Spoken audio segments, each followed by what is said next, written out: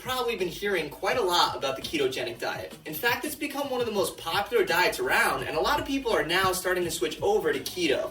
So in today's video, I'm going to give you guys a full, unbiased explanation of the ketogenic diet. I want you to understand exactly how it works, how to create your own keto diet meal plan from scratch, and both its positives and its negatives, which, believe it or not, an unbiased explanation of keto is rare due to the fact that mostly throughout all of history, there have always been those few people that would turn a diet almost into a religion or a cult. This same thing has happened before with the Atkins diet, the South Beach diet, and it's happening right now with the ketogenic diet. This ultimately leads to a lot of misconceptions about the diet. So there are a lot of things that people are doing plain wrong, and you may be making the same mistakes right now. Let's first start with the purpose. What's the purpose of the ketogenic diet? The goal is to force the body into a process known as ketosis, where fats are predominantly burned and used for energy rather than carbohydrates. Macros for the keto diet can vary from plan to plan, but you can expect to have anywhere from 60 to 75% of calories from fat, sometimes even more. Then 15 to 30% of calories coming from protein, and 5 to 10% of calories coming from carbs. The most common recommended ketogenic macro split is 20% protein, 75% fat, and only 5% carbohydrates. This is referred to as the standard ketogenic diet. There's also the cyclical ketogenic diet, where you would cycle 5 days of keto with 2 days of high carbs. Then you have the targeted ketogenic diet, where you're allowed to have carbs before or after your workouts. And last but not least, we have the high protein ketogenic diet, where fat will drop down to around 60% and protein jumps all the way up to 35%. Regardless of which ketogenic diet approach you choose, the purpose remains the same. By drastically reducing carbohydrates and replacing them with healthy fats, your body goes into a metabolic state known as ketosis. Now, it kills me when certain experts claim that the ketogenic diet isn't a low-carb diet. That kills me. If 5 to 10% of your total daily calories coming from carbs, if that's not a low-carb diet, then what is? Keto is just one form of low-carb dieting, just like Atkins is a form of low-carb dieting. For the people that treat keto like a religion, I can't wait to read your comments below. Either way, when you're in ketosis, your body becomes very good at burning fat for energy. Fats will be turned into ketones in your liver, and those ketones will supply energy to your body and to your brain. To put it simply, your body becomes better at using fat for energy. Not only the fat that you eat, so the dietary fat, but also the fat that's stored on your body. One of the ways that it does this is by keeping insulin levels low. Insulin is a fat storage hormone that is released to help shuttle energy from the food you eat into your cells. The ketogenic diet is known to be one of the best ways, besides fasting, to drop your insulin levels lower. And low insulin levels are associated with fat loss. However, there is a misconception out there that your insulin levels will only go up from carbs. Protein will also spike your insulin levels, and if you eat enough fats in one sitting, especially the wrong type of fats like trans fats, that can spike your insulin levels as well. A lot of people that do the ketogenic diet just go absolutely overboard with the unhealthy foods that they pack into their plan. Sure, macro-wise, a bunch of cheese, mayo, and bacon will fit into a 75% fat allowance. However, for your health, these foods are not always the best options. Again, occasionally having foods like this as a treat on the keto diet, that's perfectly fine. However, from day to day, your 75% fat allowance is meant to be used on healthy sources of fat, such as avocados, coconut oil, whole eggs, olive oil, grass-fed butter, nuts and seeds, and fat found in unprocessed meat such as beef, buffalo, salmon, chicken, thighs, ground pork, or ground turkey. And that's just me going through a few of the sources. Sources of fat with oleic acid have been shown to be really effective at dropping insulin levels as well. You'll find oleic acid in olive oil and avocados, as well as in many other sources. Due to the fact that this diet is so high in fat and moderately high in protein, it's very easy to feel full on this plan.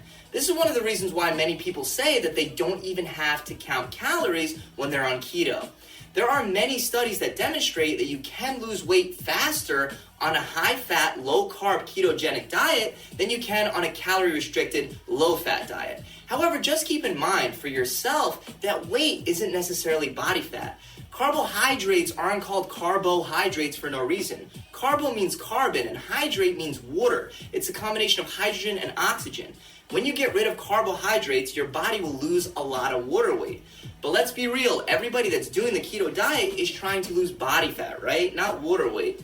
Now, I'm not saying that keto isn't a great method to lose body fat, but I'm not entirely convinced that it's better than other diet plans at getting people to lose fat. Still, the keto diet does come with a lot of benefits. In fact, right now it's used to treat certain cases of cancer, heart disease, Alzheimer's, epilepsy, Parkinson's, and even acne.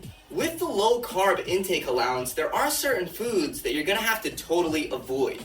Any food that's high in sugar, like candy, soft drinks, smoothies, cake, ice cream, all that stuff obviously has to go. But you also have to get rid of almost all grains and starches, and most fruits except for very small amounts of berries. Many people make the mistake of switching to sugar alcohols while on the keto plan. This is a big mistake because most of this food is not only processed, but it has also been shown to affect ketone levels. Besides foods high in fat and high in protein, you also want to make sure that you definitely include your green vegetables.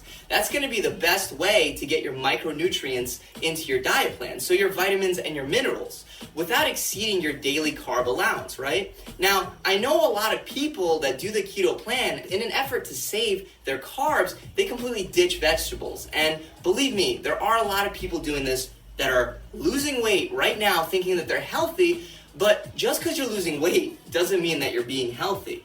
The problem with this is that the vitamins that you're supposed to get from your green vegetables on a diet that's already low in fruits, if you're skipping out on the veggies, you're going to have a really tough time getting it anywhere else. Another thing you should know about the keto diet is that it's great for endurance type training, such as running long distances or any kind of endurance type training. However, it's not the best for strength and anaerobic explosive movements. Your body prefers to use carbs for the more explosive anaerobic exercise. The other thing is, due to the keto diet being low in grains, you're missing out on some of those micronutrients, and some people might just prefer to have some more carbs in their diet. So for some people, it may be easier to actually stick to a diet with more carbs. Obviously, the ketogenic diet is not for everyone, even though most people can highly benefit from it. The one major point that I want to get across today is that no diet should be written in stone. If you want to variate your ketogenic diet and allow for 20% carbohydrates, you can still make that work and lose plenty of fat. Again, the religious keto people are going to be disagreeing with me like crazy right now, and they're going to claim pretty much that the only keto diet is the keto diet, and that's the only one that works. There are a bunch of different diets that work, and keto is just one of the many choices that you have available to you when choosing a diet plan. If it fits for you, then do it. I'll include a link for a video that'll teach you exactly how to structure your meal plan from scratch. If you enjoyed this video and it helped you out, feel free to subscribe to this channel and hit that bell icon so you can be notified whenever I release new tips and tricks just like this. You can still make that work and lose plenty of fat.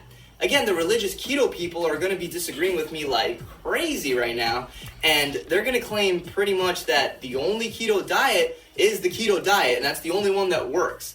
There are a bunch of different diets that work, and keto is just one of the many choices that you have available to you when choosing a diet plan. If it fits for you, then do it. I'll include a link for a video that'll teach you exactly how to structure your meal plan from scratch.